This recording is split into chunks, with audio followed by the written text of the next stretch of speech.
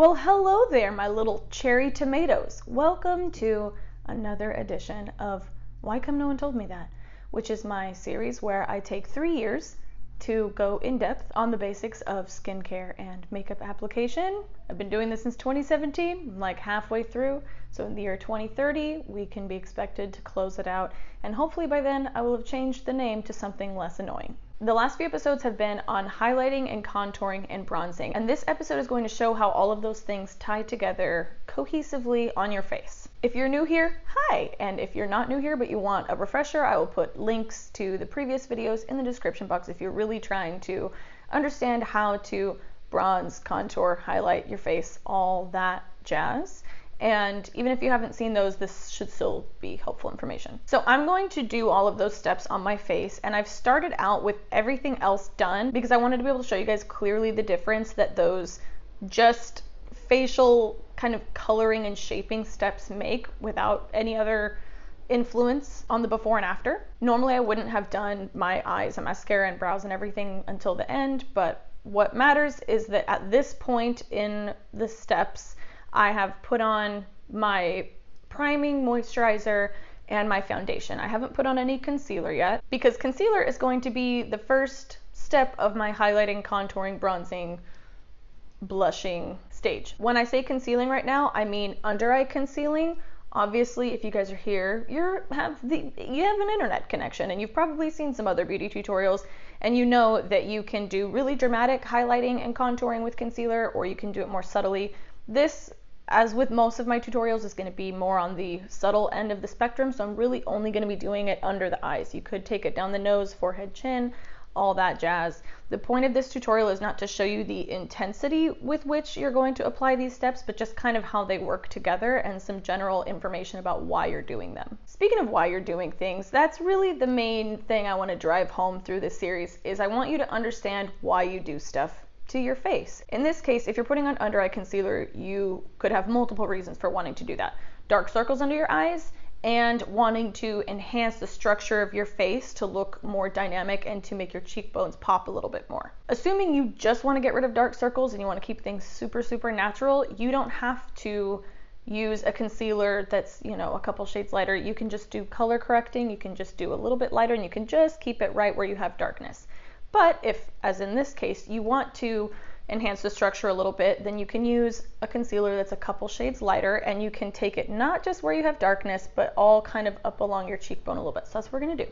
I'm gonna use the UOMA Beauty Woke, Stay Woke concealer. And the goal here is to both get rid of my dark circles as much as is possible with makeup, and also to make this area look more lifted. So a little bit of an art lesson recap. When people's eyeballs look at you, their eyeballs and their brains, they're in a relationship. They're feeling each other out, they're talking back and forth, they communicate really well together. And the eyes are sending messages to their brain saying, hey, this is what we're seeing. And the brain is saying, hey, well, this is what that means.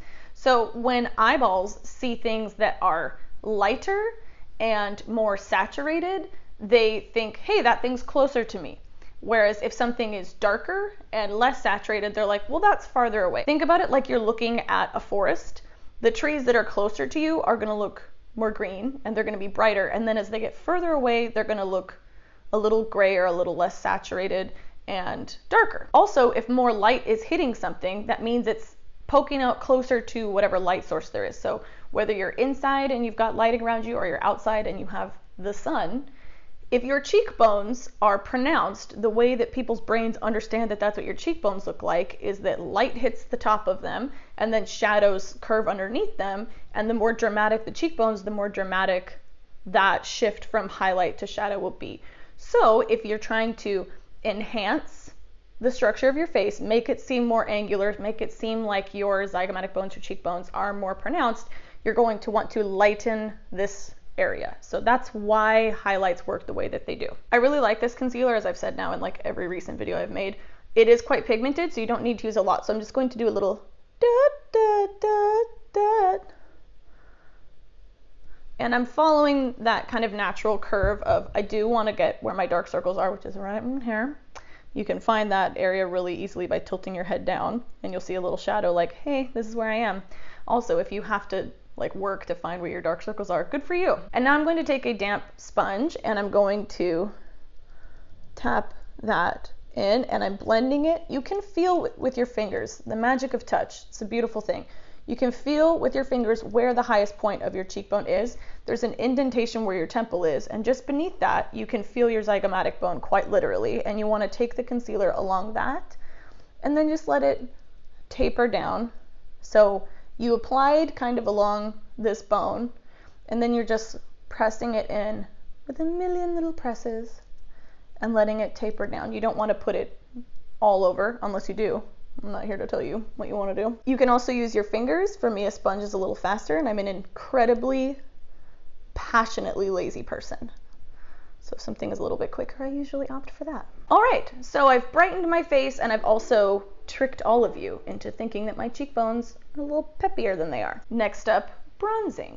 And a little conversation, a little mini recap about the relationship between bronzing and contouring. As we've already talked about, contouring has to do with the manipulation of the natural highlights and shadows on your face to increase their intensity and adjust their shape slightly. Bronzing and contouring do overlap because they share some properties, but then they also diverge at a couple of points. So when you get a tan, your skin is darkened by contact with the sun, to put it very simply. When that happens, it darkens and it also gets slightly warmer. If you're bronzing your face because you want to look like you got a little bit of tan, you went on a little vacation, you broke quarantine, you're reckless, you're putting other people's health at risk because you want to look good, your goal will be to apply a product that is a couple shades darker than your natural skin tone, that's a little bit warmer than your natural skin tone, and you're going to apply it in the areas where the sun would hit your face if you were out on a vacation in the middle of a pandemic.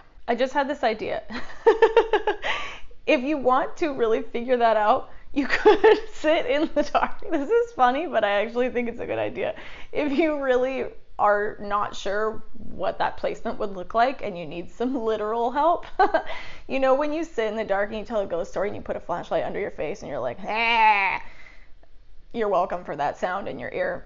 Do the opposite of that. Like sit in the dark and take a flashlight and put it right above your head and be like, hey flashlight, you're playing the role of the sun today. And you'll see it hits like boom, boom, boom. Because if also with you feel with your fingers, where does your face stick out? Forehead, nose, hair, right? Those are the main spots. So I'm going to apply a bronzing product first. Also, when it comes to the order in which you put things on your face, totally up to you. I kind of go by how big of an area I'm covering and how much this product I'm putting on might cover other stuff underneath it. So for example, I guess technically there's nothing stopping you from doing your under eye concealer at the end of all of these steps. However, under eye concealer tends to be fairly pigmented because the whole point of it is to cover shadows. So if you did your bronzing and your highlighting and everything and then your concealer, you'd kind of cover up everything you had just done. Because bronzing is covering a big part of the face, I like to do that before I do contouring and highlighting and blush, which cover a smaller part, like smaller little bits of the face, and I want those to still show, and I don't want them to just kind of bleed into if I put bronzer all over it. So that's kind of my process that I use. Now I'm going to inadvertently plug my brand, Salt New York Surprise, and the mini magnetic palette. And in here I have everything that I need for highlighting, contouring, bronzing, and blush. Look at how that worked out. So here we have the light medium bronzer, and here we have the contour shade. So as you can see, this has a little more gray in it and it's less warm. This light medium is a couple shades darker than my skin and a little bit warmer, so it's gonna look like a tan. So I'm gonna do that first. I'm gonna use a sponge, I'm gonna use its butt, and I'm going to apply this to my cheekbone, forehead, and nose. Now my ring is like making a tapping sound. Sorry about that. This needs to be on timeout right now. I mentioned some overlap between contouring and bronzing. Yes, bronzing is a warmer activity and contouring is a cooler activity. However, they both darken your skin a couple of shades, and that is going to send a message to people's brains saying like, shadow, further away, dimension. So on the one hand, it does do some contouring. If you look here, let me blend that a little more into my little chicky bald hair that needs to be buzzed because I'm starting to look like a baby bird. You can see that this side has more dimension than this side, right? See it? You can see it? Hope you can see it. not a good tutorial if you can't see it. I have not put any more bronzer on this sponge butt, by the way. Sponge butt, that sounds like SpongeBob. I'm just using what's left to taper the edges. You know a bitch loves a tapered edge. Okay, so this did contour somewhat. It's just not contouring as much as a contour would because people's brains aren't getting a message that this is a shadow necessarily fully. They're getting like half of that message. It's doing something, but it's not the whole shebang. And I'm going to start at the top of my generously sized forehead. And I'm going to go around kind of the edge and I'm going to taper it down towards the center of my forehead. And this is going to tell people she doesn't have a big, giant, flat forehead. No, no, no. She's tan. It's fine. And the nose is a little tricky in that you don't want to go overboard. So putting it on there. Then I'm going to use, I don't know, the other sides, facets of the sponge to, again, taper the edge. And when it comes to tool choices, by the way, it really depends on what type of product you're using and how big the area you're working with is. I'm going to be doing all of this with just a sponge and my fingers. You can use powders for all of these steps if you want. You can use liquids, you can use creams, obviously. If you're using powders, you're probably going to be using some brushes as well. As I mentioned, am very lazy, so I like to use as few things. I can just use this palette and a sponge in my fingers and not have to get anything else out or clean more than one thing. I don't want to clean things. I will clean one thing and then I don't want to clean anymore. Boop, boop. You can also use a damp sponge with these. I also do that. In fact, I do that more often in life, but on camera, you have to put more product on for it to show up. And you get a fuller coverage application with a dry sponge. Now I like to take whatever is left and kind of just put some life into the rest of my face. In real life, I usually don't wear foundation. I'll wear like a tinted moisturizer, and then this isn't as necessary, but if you've put on foundation, I recommend just putting the excess around because foundation can look a little lifeless if you don't put some like color back in. And I also don't want it to be like tan, not tan. All right, bronze, tan. Now I'm going to take my little finger right here and the shade Contour. Or Contour. And I like to use either a brush that is approximately the width of my fingy or just my finger. And the reason for that is that I want my shadow placement to be fairly precise. One, I don't want to make my complexion like muddied or ashy. And two, if you look at something with a shadow, what has a shadow right now? A shadow puppet. Okay. You can tell that my hand is creased in this just exceptionally awkward position. Why I chose this to demonstrate, the world will never know. You can tell that my wrist is down because you can see this line here. And you can see this line here because light is not getting into it because there's a shadow there. So light is coming and there's a crease here, and we know that because light can't access it. So we can see the contrast between the light hitting my skin and the light not hitting my skin. Shadows have, oh, and look at this. Look at my arm. There's shadows everywhere. Of course there are. That's what you see all the time. Why did I choose this position? It's the weirdest thing. Oh, goodness. Okay. So you can see this curve of my arm. You know that my arm is somewhat cylindrical because you see this lovely gradient shadow, and then you see this crisp edge to it where my arm ends. So shadows are all about a gradient to a crisp, or a crisp edge if there is one. So if I want my cheekbone to look like, look at this lovely cylindrical rounded uplifted thing that then just like you want that like sharpness almost, then you want something kind of precise to use. So I don't want to put a big old fat shadow. I want like a little shadow that kind of is almost a little bit sharp, and then a nice smooth gradient. You want to draw your arm on your face. Does this tutorial make any sense? Let me know in the comments. So The placement that I like to use, and you can contour all over your face, but again, I'm keeping things kind of just like to the simple steps that I think make the biggest impact without doing a whole thing. Like you can contour your nose. Yes, I only contour people's noses when they're like, please contour my nose. Otherwise, I just don't do it.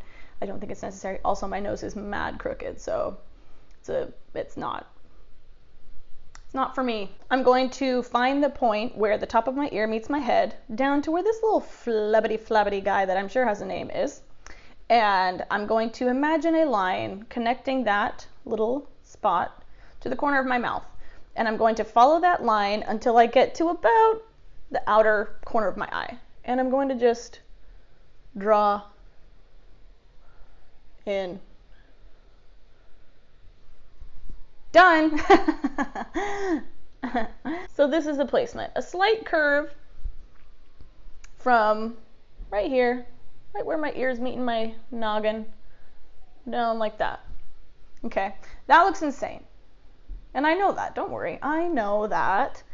And so I'm going to, without putting more on my finger, just blend it up to make that little gradient, like that beautiful gradient, just like we saw on our arm. Do we share an arm? On my arm that I'm lending to you guys for educational purposes. Okay, here we go. Now we're getting somewhere. Can just tap it in. Tap to kind of smoosh it out and blend it. Somehow I'm channeling Tom Haverford from Parks and Rec a little bit in this video. I will also note that I have lovely acne scarring in this area. So this isn't quite as smooth as it is if you don't have a bunch of acne scarring on your cheeks. I am new to having acne scarring on my cheeks and I'm loving it so far, but also I haven't been contouring because I don't really want to put a line through that texture. So disregard that if that's picking up a little bit. It's a little, you can see, you know, where there were pus-filled holes in my face. But you get the idea. Nothing here. And then on this side, we've got this little increased contrast. Now I'll do this side. Whoop, whoop. Placement. And I'll just blend that bitch, blend a bitch, blend it. And you notice I apply it and then I blend it up to make that gradient go up. I don't want to do this because I don't want to make this whole part of my face disappear. I want contrast between here and here as well. So this is where I let that sharpness kind of be from here down, and then I just soften this up into the cheekbone with a gesture like this, like you're in a strip club. Now we've seen the relationship between the contouring and the bronzing. Hopefully also now you can see why I do the contouring slightly after the bronzing, because I did the contour first and then I just covered up with a sponge. I'm gonna kind of mess with the more precise placement I just did. So I guess I kind of go in order of how much coverage something has and how precise I want the placement to be. And the more precise I want the placement to be, and the more I want it to show, the later in the stage I'm going to do it, because I don't want to do precise stuff and then like hit myself in the face with a sponge covered in bronzer and blur it all. Next up, shimmer highlighting. In the highlighting video, I believe I actually did two, and I did one where I focused just on the concealing type of highlighting that is obviously what we already did and has to do with just lightening the skin in certain areas. And then I also did one on highlighting with shimmer products because those things overlap but are not totally the same, right? Obviously you don't want to put, or maybe this is not obvious, you don't want to put shimmer probably all on such large areas of your face as you would just kind of adjust the color. However, I do think highlighting with shimmer products is lovely, and whenever I do my makeup, I do that step because it not only will draw people's eyes to that area, light will reflect off of it and make people's brain eyeball connection go, that's shiny, that's closer to me, that's highlighted. But it also adjusts the finish of your face, the dewy to matte spectrum, in a way that I find very flattering. You can do things like mixing a little bit of highlighting with your foundation so that you get a subtle glow all over the place, and then you can also just apply it on areas of the face that you want to kind of elevate and just add a little like shimmery. Who doesn't want to be shimmery and just radiant? I'm going to use the Salt New York Cream Tint Pro in Beige. I use warm tan a lot. You guys have seen me do that, which is closer to my bronzing color. And I do that just because I want to adjust the finish. I like to add a little bit of radiance throughout. But for the purposes of this video where I'm just talking about highlighting, then I would use Beige, which is a little bit lighter than my skin tone. And I'm going to use my finger because I want to be somewhat precise with it. And I'm going to go along that same area we kind of talked about before, which is along my zygomatic bone. And then I'm going to remember that you also can breathe when you talk. Ta-da! Touching that along there. And you've probably noticed that I like to manipulate how I blend things with how I place them. So I put things on initially where I want them to be concentrated, and then I just blend out from there, and that's how I control the intensity level in different areas. So I've done that with pretty much every step, and I just did it again. I placed it along the brow bone, and then without applying anymore, I blended up. Did I just say place it along the brow bone?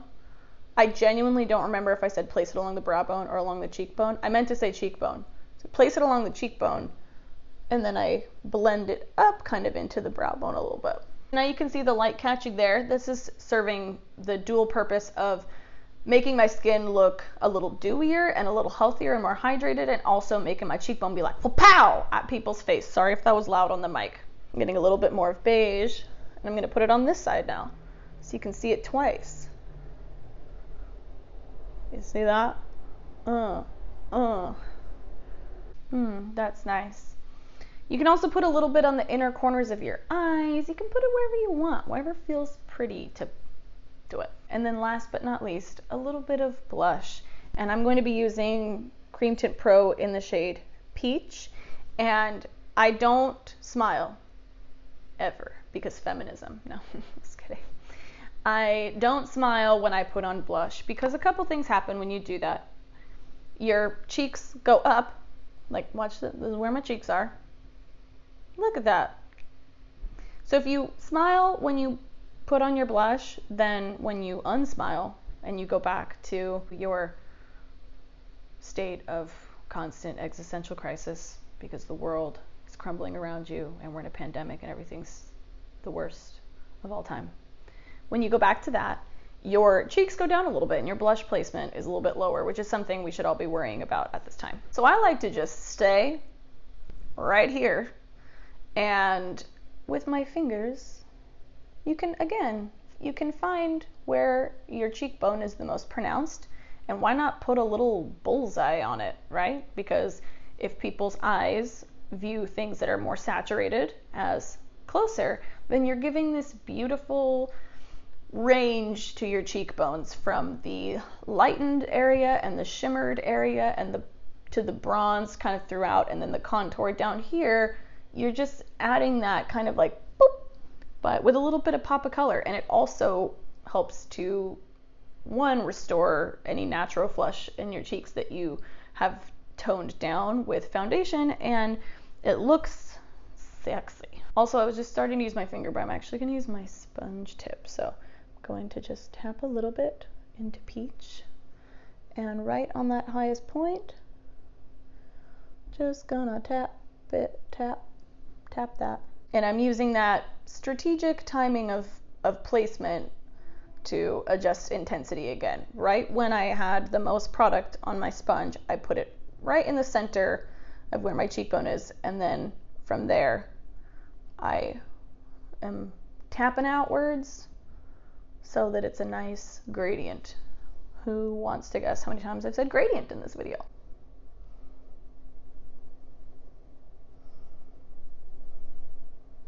I'm gonna put a little bit more on my mouth.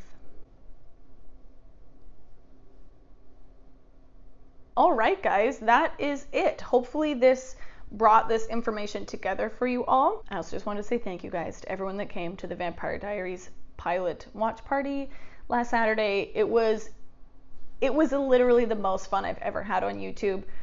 If you have noticed lately, I've kind of strayed from making makeup content, and that's because I want to make makeup content when I want to, but that's not all the time. And for a long time, I've been kind of forcing myself to think like everything has to be makeup related. Goodness knows why. So I did that interview with my brother, which was so fun, and one of my favorite videos I've ever done, where we talked about kitchen must-haves, and he's a chef, and I got to kind of pick his brain, which was a blast. And then making my Vampire Diaries content is just wonderful, and so thank you guys for tuning in and chatting with me. I'm going to do another one this Friday, September, whatever that date is. What's the date this Friday? 25th?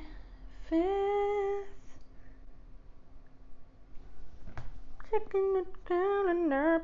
The 25th. I knew that. So this Friday, the 25th at 9 p.m. Eastern Standard Time, we are going to watch the next episode in season 1 of the Vampire Diaries. We're going to do a few episodes per season. Come hang out with me. We're going to drink fake bourbon. If you want to dress up and bring little snacks like I did last time, you're more than welcome to, because it was so fun. So please join me, and we will pick an episode. I'll put some polls on Instagram on my stories, and you guys can help me decide which is the next episode we'll watch. Also, the palette is still on pre-order. It's still going to ship this next month. I believe we are out of black palettes now. Last time I checked, we had like literally 2, so probably it's sold out by now. You can still get the gray and the mini and use the code bundle to get 30% off of your bundle, and that will be delivered next month. I love you all so much, and I will just talk to you later. I'll talk to you on Friday. I'll talk to you on Friday when we watch the Vampire Diaries together. If you liked this video, you can subscribe to this channel, and you can like this video, and you can follow me on Instagram at Kiki and the Jets, and it's totally up to you, and there's no pressure. Okay, bye.